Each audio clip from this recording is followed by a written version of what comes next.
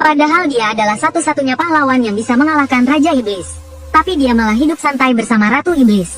Mereka bahkan berencana memiliki anak terkuat untuk menguasai dunia. Dan pedang suci yang menjadi perlengkapan standar seorang pahlawan bahkan diambil dan digunakan sebagai kayu bakar. Sebagai sistem, dia langsung hancur karena tindakan aneh ini. Ternyata dia adalah Raja Iblis yang menguasai dunia ini. Tapi dia tidak membantai manusia seperti Raja Iblis lainnya. Dia tidak hanya hidup berdampingan secara damai dengan manusia, tapi juga menciptakan dunia yang harmonis tanpa diskriminasi ras. Bahkan mereka yang pernah bersumpah untuk melawannya, sekarang menjadi pendukung setianya. Hingga suatu hari, pendeta besar manusia melihat masa depan dan membuat ramalan. Ketika pahlawan legendaris mencabut pedangnya, itulah akhir dari kekuasaan iblis. Berita itu menyebar, dan orang-orang di seluruh benua secara sukarela membentuk aliansi anti pahlawan. Jadi, selama 15 tahun berikutnya, Ratu Iblis mencari jejak pahlawan untuk membunuhnya. Dia bahkan mengerahkan semua kekuatan yang bisa digerakkan untuk mencari pahlawan itu. Namun, hasilnya nihil, tidak ada sedikit pun informasi tentang pahlawan itu. Dan hari ini, Raja Iblis yang tak tahan lagi akhirnya melangkah ke platform tempat pedang suci tertancap. Pahlawan rendahan, aku telah menguasai semua sihir di benua pahlawan. Aku hanya menunggunya datang menantangku. Akulah Raja dunia ini. Jika kau tidak mau menemuiku, maka aku yang akan mencarimu. Seketika, kekuatan tak terbatas mengalir keluar dari pedang suci. Di hadapan kekuatan dahsyat ini, Raja Iblis tidak gentar. Sebaliknya, dia memancarkan kekuatan yang lebih besar daripada pedang suci. Detik berikutnya, pedang suci yang konon hanya bisa dicabut oleh pahlawan, dicabut oleh Raja Iblis. Ekspresi Raja Iblis dingin. Siapa bilang hanya pahlawan kebenaran yang bisa mencabutnya? Tiba-tiba, dia merasakan sesuatu. Berbagai gambar muncul di benaknya. Dalam sekejap, dia melihat lokasi pahlawan itu. Dia tersenyum sinis. Jadi kau bersembunyi di sini. Kau tahu bagaimana aku hidup selama 15 tahun ini? Sambil berkata begitu, dia menggunakan sihir hitam untuk teleportasi paksa. Saat itu, di desa pemula, benar sekali, aku adalah pahlawan legendaris. Tapi berbeda dengan pahlawan lainnya, aku menikmati kehidupan pedesaan yang damai, jauh dari konflik. Namaku Lepin, hanya seorang pekerja kantoran biasa. Satu-satunya hobiku adalah bermain TikTok dalam perjalanan ke kantor untuk menghabiskan waktu. Saat aku menghela nafas, berharap bisa hidup seperti ini selamanya. Detik berikutnya, entah bagaimana, aku malah bertransmigrasi ke dunia ini. Bahkan pegangan kereta bawah tanah ikut terbawa. Berbeda dengan rasa gugup saat pertama kali tiba di dunia lain. Dengan bantuan sistem, aku perlahan mempelajari keterampilan bertahan hidup. Tapi saat sistem akan mengakhiri tutorial pemula, aku menolak untuk meninggalkan desa pemula. Bukankah ini sudah cukup bagus? Setelah meninggalkan desa pemula, kau akan bertemu orang lain di dunia ini. Kau bisa berguru pada mereka untuk mempelajari berbagai keterampilan, menjadi pahlawan legendaris dan mengalahkan Raja Iblis. Menyelamatkan dunia. Sayangnya, aku yang bermimpi menjadi pemalas hanya ingin bersantai. Aku tidak ingin bertarung sama sekali. Tentu saja, yang terpenting adalah ada penghalang waktu khusus di sini. Itu membuat desa pemula benar-benar tersembunyi dari dunia luar. Di sini, aku bisa melakukan lebih banyak hal yang kusuka setiap hari, selain bertani, yaitu dengan menukarkan poin sistem untuk berbagai item untuk menempa furnitur. Sampai 15 tahun berlalu dan kemudian menghilang. Tapi aku tidak panik sama sekali. Lagi pula, sistem ini tidak berguna, dan terus-menerus membujukku untuk mati di luar. Namun, saat itu juga, tiba-tiba ada petir dan guntur di langit.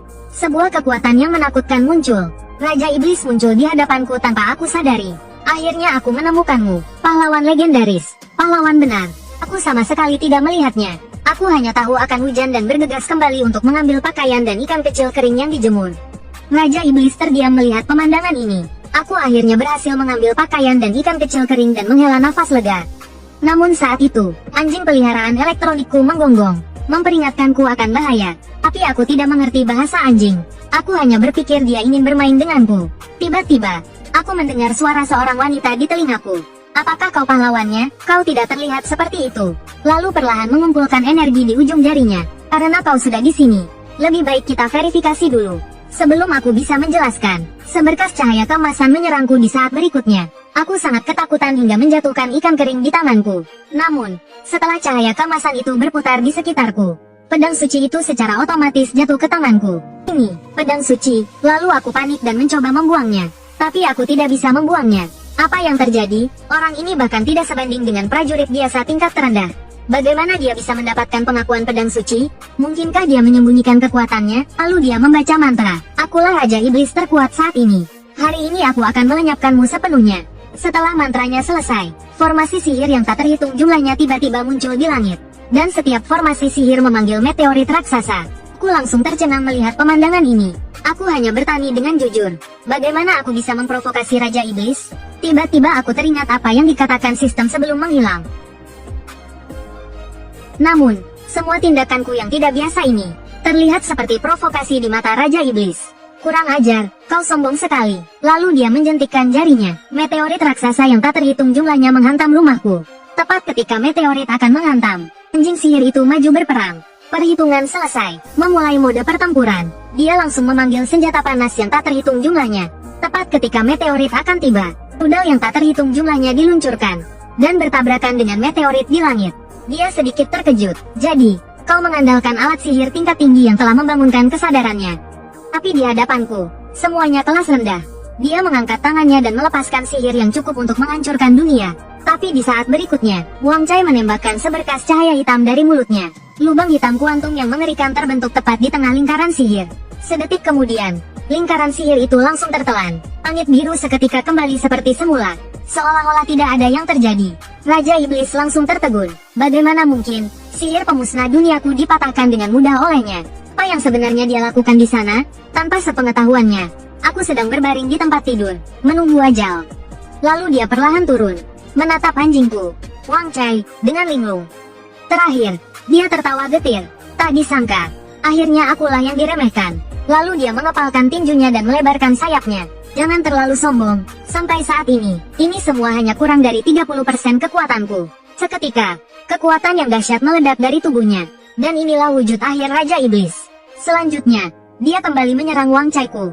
Lalu terdengar suara benturan keras. Namun, saat itu aku tidak tahu apa-apa tentang apa yang terjadi di luar. Aku masih tidur. Saat aku terbangun dengan linglung, kupikir aku sudah mati. Tetapi ternyata aku masih di rumahku sendiri. Lalu aku membuka pintu dengan gemetar. Raja Iblis itu tidak mungkin masih menungguku di luar, kan? Asap pun menghilang, dan sesosok muncul. Raja Iblis mencengkeram anjing mekanikku dengan satu tangan. Saat melihatku keluar, dia melemparkan Wang Chai begitu saja. Maafkan aku telah menghancurkan mainan kebanggaanmu. Melihat ini, aku langsung terkejut. Dengan suara gemetar aku berkata, bisakah kita duduk dan bicara baik-baik? Tetapi sedetik kemudian, dia tiba-tiba terhuyung-huyung. Lalu dia jatuh pingsan. Melihat ini, aku segera membantunya. Kau baik-baik saja? Dan pada saat itu, baju zirah sihirnya perlahan menghilang. Pakaian di tubuhnya pun semakin tipis. Aku langsung mimisan. Jangan lihat. Meskipun dia ingin membunuhku, sebagai pemuda abad ke-21 yang baik, ku tetap membawanya ke kamarku. Tiba-tiba Raja Iblis membuka matanya. Dia merasakan tangannya terikat di belakang punggungnya. Tak disangka, aku, Raja Iblis terkuat, bisa kalah dengan cara seperti ini. Memenjarakanku, apa orang ini punya fetish aneh? Aku harus segera pergi dari sini. Lalu dia mulai mengumpulkan sihir di tangannya. Dia mencoba melepaskan ikatannya, tetapi tidak berhasil. Raja Iblis merasa sedih. Ini lagi-lagi artefak sihir legendaris yang belum pernah kulihat. Dia menatap kosong ke depan. Kekuatan apa lagi yang disembunyikan orang ini? Saat dia sedang melamun, aku masuk sambil membawa makanan. Menirukan. Melihat ini, aku merasa Raja Iblis sangat menakutkan. Lalu aku bertanya dengan hati-hati sambil membawa makanan. Bisakah kita bicara baik-baik? Tadi aku mengikatmu hanya untuk berjaga-jaga. Jika kau keberatan, aku bisa melepaskanmu. Kurasa ada kesalahpahaman di antara kita.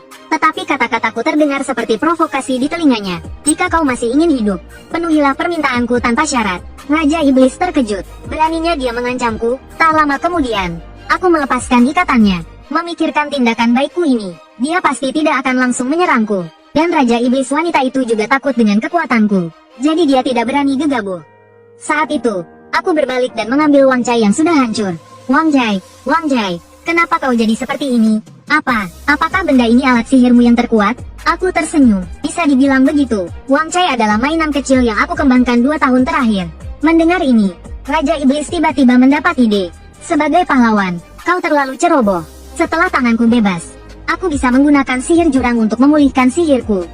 Dan setelah kehilangan perlindungan alat sihirmu yang terkuat, apa yang bisa kau gunakan untuk melawan aku? Tapi saat dia melepaskan sihir penghancur untuk membunuhku, detik berikutnya, apa yang muncul di depannya membuatnya langsung terdiam. Karena aku punya satu dinding penuh Wang Chai seperti ini.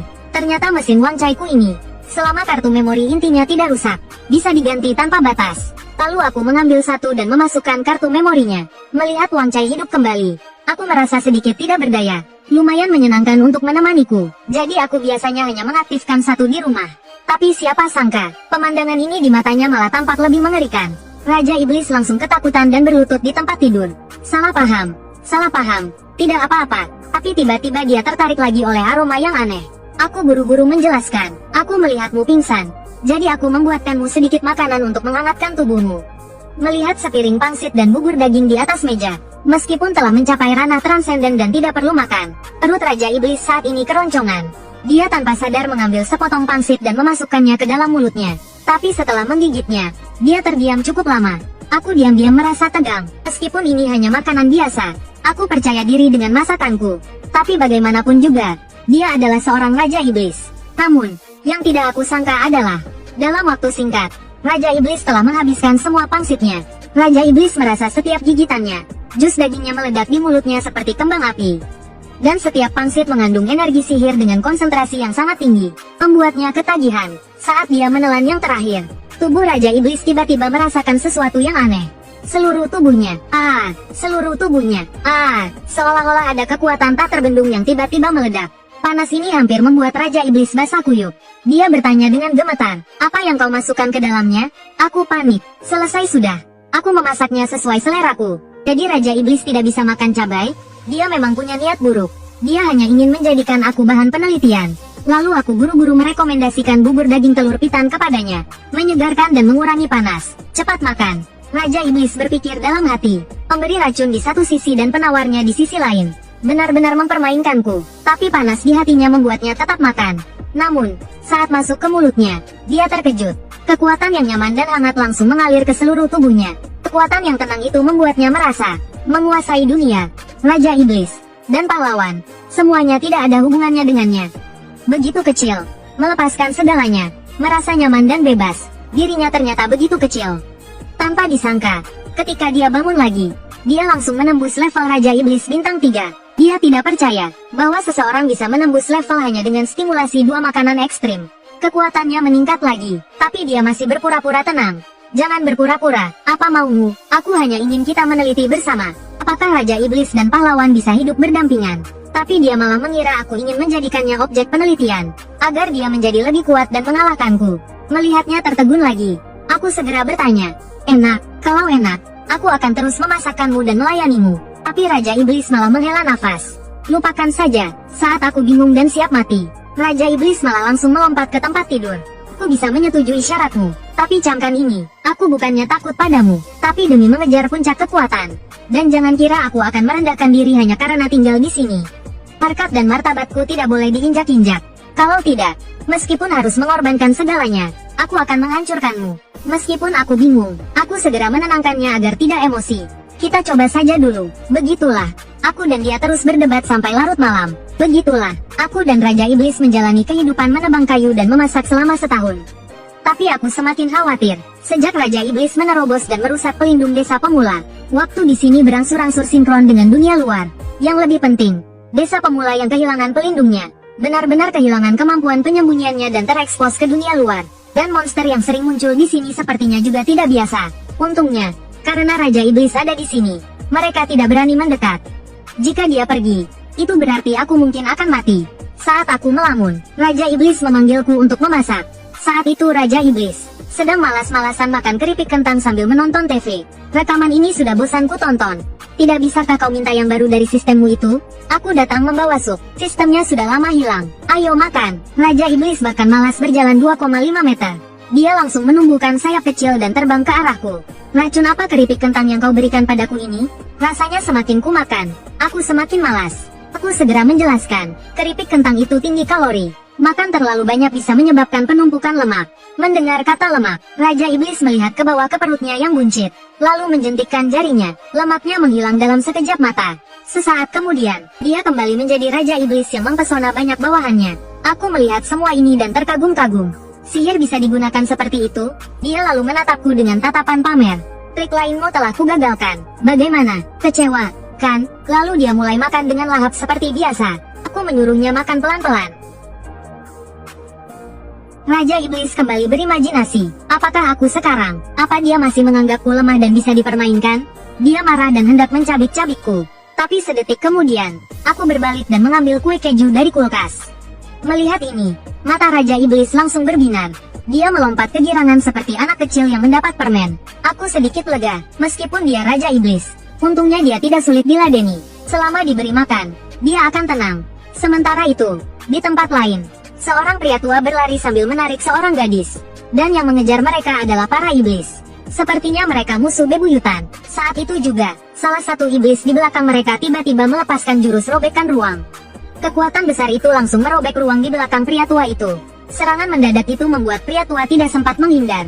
Hanya dalam sekejap, terbentuklah beberapa bentuk aneh yang menjebak mereka berdua. Mereka berada dalam situasi hidup dan mati. Pria tua itu mengangkat pedang raksasanya, siap bertarung mati-matian. Dengan wajah serius, dia menyuruh putrinya untuk lari. Dia akan tinggal dan menahan mereka. Meskipun penuh luka, gadis itu tidak ingin meninggalkan ayahnya dan hidup sendirian. Saat mereka berpamitan, sebuah bola api hitam raksasa terbentuk di tangan pria berjubah hitam. Bola api itu sudah siap dilepaskan. Tekanan yang luar biasa membuat mereka kehilangan semua kesempatan untuk melarikan diri. Mereka harus bertarung cepat dan menggunakan jurus terkuat. Hanya itu satu-satunya cara untuk bertahan hidup. Detik berikutnya, sebuah energi pedang keemasan yang dahsyat, penembus energi hitam, dot dan membelah bola api beserta pria berjubah hitam menjadi dua. Kemudian, tubuhnya berubah menjadi api biru, dot dan jatuh dari langit, menghilang. Melihat ini, rekan lainnya melambaikan tangannya, dot dan dengan cepat menyerap tubuh rekannya. Beberapa saat kemudian, dua kepala tumbuh darinya, dan dia mengeluarkan jeritan aneh yang tak terlukiskan. Pemandangan menjijikkan ini membuat gadis itu muak. Lalu dia menembakkannya dengan panah tembus awan. Tapi anehnya, pedang sihir itu menembus monster berjubah hitam, tanpa menyebabkan kerusakan sedikit pun. Kau tidak bisa melawan Rasul Guild ke-8. Pergi sekarang. Selagi aku masih bisa menahan mereka. Tapi lawan mereka jelas tidak memberi mereka kesempatan. Monster itu merangkak di tanah, memeluk lengannya, otot-ototnya menegang. Lalu, asteris bam asteris. Dia menerjang pria tua itu. Hanya dalam sekejap mata, dia sudah berada di depan pria tua itu. Pria tua itu menempatkan pedang raksasanya di depannya untuk menangkis. Tetapi dia langsung terpental puluhan meter oleh pukulan monster itu. Dia menghancurkan batu besar di kejauhan sebelum akhirnya berhenti. Kekuatan besar itu langsung mematahkan semua tulang di tubuh pria tua itu. Dia memuntahkan darah. Lihat ini, gadis itu berteriak sedih. Ayah. Tetapi sebagai seorang ayah, pada saat-saat terakhirnya, dia tetap menyuruh putrinya untuk lari. Namun, yang membuat mereka semakin putus asa, pria berjubah hitam lainnya terbang dari kejauhan. Dia bergabung lagi. Dalam sekejap mata, dia berubah menjadi monster besar dan buruk rupa dengan 3 kepala. Monster itu, saat itu, gadis itu sudah sampai di sisi ayahnya. Dia memohon agar ayahnya dilepaskan. Dia bersedia ikut dengan mereka. Tapi monster itu sudah benar-benar kehilangan akal sehatnya. Pupil gadis itu menyusut, pasrah menunggu kematian. Monster itu mengayunkan tangannya yang besar. Sihir berkumpul, siap untuk menghabisi keduanya dalam satu serangan. Namun, detik berikutnya, 2 raksasa penjaga jatuh dari langit. Seketika, debu tak berujung berhamburan. Gadis itu dengan susah payah membuka matanya. Tapi dia melihat pemandangan yang lebih mengerikan daripada sebelumnya. Seekor Raja Mammoth setinggi ratusan meter muncul, menutupi langit, berkuasa di tempat ini. Dan monster sebelumnya, dihancurkan menjadi debu hanya dengan 1 jarinya. Di atas kepala Raja Mammoth, terlihat samar-samar sebuah gubuk kecil. Yang mengendalikan Raja Mammoth ternyata adalah seekor kodok kuning. Si kodok berbicara dengan hormat ke gubuk kecil di atasnya. Kakak, bahaya sudah disingkirkan. Bagaimana kita menangani 2 orang tak berdosa yang tersisa? Saat itu, yang keluar dari gubuk kecil itu adalah Wang Chai. Ia perlahan berkata, jangan sakiti orang yang tidak bersalah. Bawa mereka ke Tuan. Tapi saat kami sedang bermesraan, Wang Chai muncul lagi, dan dia membawa 2 manusia lemah. Ini membuat Eliza sangat cemburu. Karena salah satunya adalah seorang wanita muda yang cantik. Sejak Raja Iblis Eliza tinggal bersamaku, dia menghabiskan setiap hari mempelajari film dewasa. Pinggang rampingnya yang dulu, sekarang telah berubah menjadi perut buncit yang tak sedap dipandang. Saat ini, dia telah berubah menjadi seorang otaku super gemuk seberat 125 kg. Tapi aku harus mendapatkan perlindungannya. Kalau tidak, aku mungkin akan langsung diinjak-injak monster. Tak lama kemudian, aku menyajikan sup panas lagi. Makan siang sudah siap, tapi bahkan untuk jarak pendek dari sofa ke meja makan, dia terlalu malas untuk bergerak. Setelah mengatakan itu, dia memutar jarinya untuk memanggil sayapnya. Tapi sayap iblisnya yang dulu menutupi langit, sekarang telah berubah menjadi sayap kecil berukuran 2,5 cm. Untungnya, sayap tipis itu masih bisa membawa tubuhnya yang gemuk. Namun, Raja Iblis malah menyalahkanku. Sayang, racun apa yang kau masukkan ke dalam keripik kentangku? Itu membuatku semakin malas memakannya. Ini jelas menyamarkanku dengan makanan lezat untuk membuatku jatuh. Kau ingin aku jatuh? Mendengar ini, aku dengan sabar menjelaskan padanya. Keripik kentang itu tinggi kalori. Makan terlalu banyak akan menumpuk lemak. Dan secara alami akan membuatmu malas. Mendengar itu, dia melihat perutnya yang buncit. Tapi sedetik kemudian, dia menggunakan sihir abis untuk melayang di udara. Tak lama kemudian, perutnya yang buncit tadi, kembali ke bentuk tubuhnya yang seperti iblis. Bahkan payudaranya yang besar menjadi semakin berisi. Melihat ini, aku tercengang. Luar biasa, sihir bisa digunakan seperti itu. Raja Iblis memandangi makan siang yang lezat di depannya. Air mata kegembiraan kembali mengalir dari sudut mulutnya. Kemudian dia melahap makanannya lagi. Aku tidak terkejut dengan ini. Jika tidak cukup, aku akan membuatkan lagi. Tidak masalah makan lebih banyak. Tapi Raja Iblis yang imajinatif menafsirkannya dengan cara yang berbeda. Kau masih terlalu lemah sekarang. Aku akan menggemukkanmu seperti babi besar sebelum membunuhmu. Memikirkan hal itu, Raja Iblis ini kembali murka. Selama setahun ini, kau benar-benar memperlakukanku seperti babi. Dan kekuatanku telah meningkat puluhan kali lipat. Sekarang aku seharusnya cukup kuat untuk menantangmu, kan? Namun, aku hanya dengan tenang mengeluarkan puding kesukaannya. Seketika, mata Eliza berbinar kembali. Kembali menjadi sosok yang polos dan menggemaskan. Aku pun menghela nafas lega. Selama makanannya tersedia, dia akan tenang. Jadi, dia tidak terlalu sulit diurus. Sementara itu, di luar desa pemula, seorang pria tua dan seorang wanita melarikan diri dengan panik. Di atas mereka, terdapat 3 sosok samar-samar. Jika dia mati, ternyata mereka adalah 3 penyihir bertopeng berjubah ungu. Tiba-tiba, beberapa retakan muncul di udara dan menuju ke arah pria tua itu. Retakan itu langsung meledak dan menyebar, mengepung mereka berdua. Pria tua itu mengangkat pedang besarnya, lalu menyuruh putrinya untuk segera melarikan diri. Dengan mata berkaca-kaca, wanita itu hendak mengatakan sesuatu. Tetapi para penyihir tidak ingin melihat momen haru ayah dan anak itu. Mereka langsung mengumpulkan api hantu yang mengerikan. Pria itu pun berteriak, harus menyelesaikan pertarungan dengan cepat dan menggunakan jurus terkuatnya. Seberkas cahaya kemasan, tebasan pahlawan, meluncur menuju penyihir api hantu. Sekali tebas, penyihir api hantu itu terbelah 2. Melihat penyihir api hantu yang jatuh, rekannya mengangkat tangan dan menyerapnya ke dalam tubuhnya. Seketika, kepala penyihir itu muncul dari lehernya. Wanita itu mengangkat busur dan panahnya. 2 energi hijau melesat ke arah penyihir lainnya. Namun, penyihir itu hanya mendengus. Dan dengan mudah menangkis kedua energi itu. Dia menumpukan kedua tangannya di tanah, lalu meluncurkan dirinya ke atas. Dalam sekejap, dia berada di depan pria tua itu, dan meninjunya keras ke awan. Pria itu terlempar ratusan meter dan mendarat di bukit. Seteguk darah pun menyembur keluar.